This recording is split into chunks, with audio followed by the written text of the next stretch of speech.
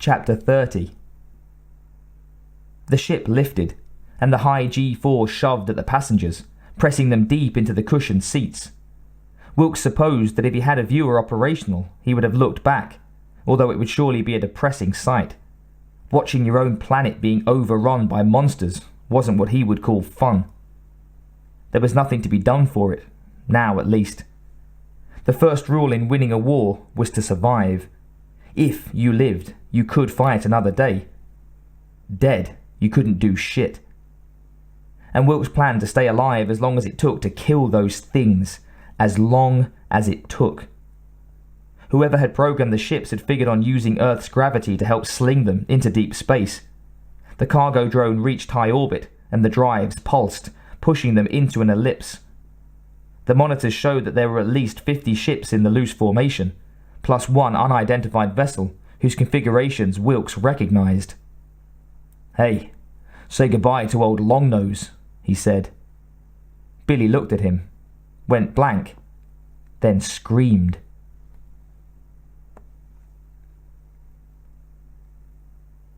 Somehow, Mitch managed to unhook himself from his seat and walk on his hands to where Billy was still strapped into her chair. He climbed up, held her, tried to reach her. "Billy, what is it? Billy!" It was inside her brain again, that alien presence she'd last felt light years away, the thing that had saved them from the monsters. It was laughing. The force of its thoughts overwhelmed her. She couldn't stop them. It was like trying to halt an ocean breaker with a bucket. The feelings were mixed. It gloated. It was filled with snide joy. It lusted. It felt superior. It hated. It raged. And amongst all those were things she couldn't identify, feelings for which there were no human reference. But she got enough of it to know what it wanted her to know. Oh, God. Billy. She managed to focus on Mitch. Mitch, who loved her. Her feelings for him became like a wall, against which the alien spacefarer's emotional sea splashed. Some of it slipped past, but enough was stopped so that Billy could recover her senses. Somehow, it knew this. The tide stopped. That thing, it talked to me. "What did it say?" Wilkes put in. "It has no more use for us than it did the aliens. It followed us here to see our world, to see if there was anything here worth taking. It wants to conquer us." "Won't have a lot of opposition, will it?" Wilkes said. "It plans to wait and let the aliens kill all the humans. Then when the soldiers come back, it knows their plans. It will be waiting, maybe with others of its own kind, to take Earth from the winners." "Damn," Wilkes said. "If it isn't one thing, it's another. Out of the hurricane and into a tornado." After that, there wasn't much any of them could say.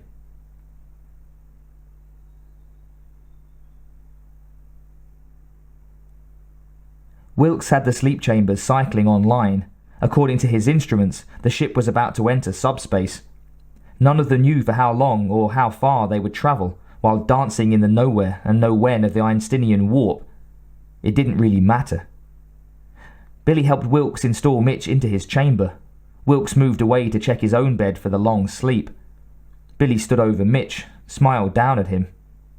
"You okay?" he asked. "Yes, I am." They embraced, a long, soulful hug. Then she stepped away and triggered the system. The lid clamshelled down and sealed. Mitch kept his eyes open, watching her, until the gases put him under. She watched him sleep for a moment, then turned towards her own chamber.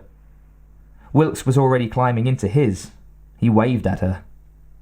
Well, she had come a long way in her life, from one destroyed planet to another, to yet another. But she was still alive. Not so long ago, that wouldn't have meant much to Billy. But things had changed. She had Mitch now. Somehow they would find a way to repair him, bring him back to what he'd been before. No, that wasn't true. He was already more than he'd been before, even if his body was half destroyed. But there were ways to fix that. Easier because of what he was. And even that wasn't really important. Billy climbed into her chamber, touched her control, watched the lid fan slowly down. No, what was important was she wasn't alone anymore. And she knew, as sleep claimed her, she would not dream of the past and of monsters. Rather, she would dream of the future, whatever that might be. After all, they hadn't done too bad so far. A war was fought one battle at a time. Billy smiled and closed her eyes.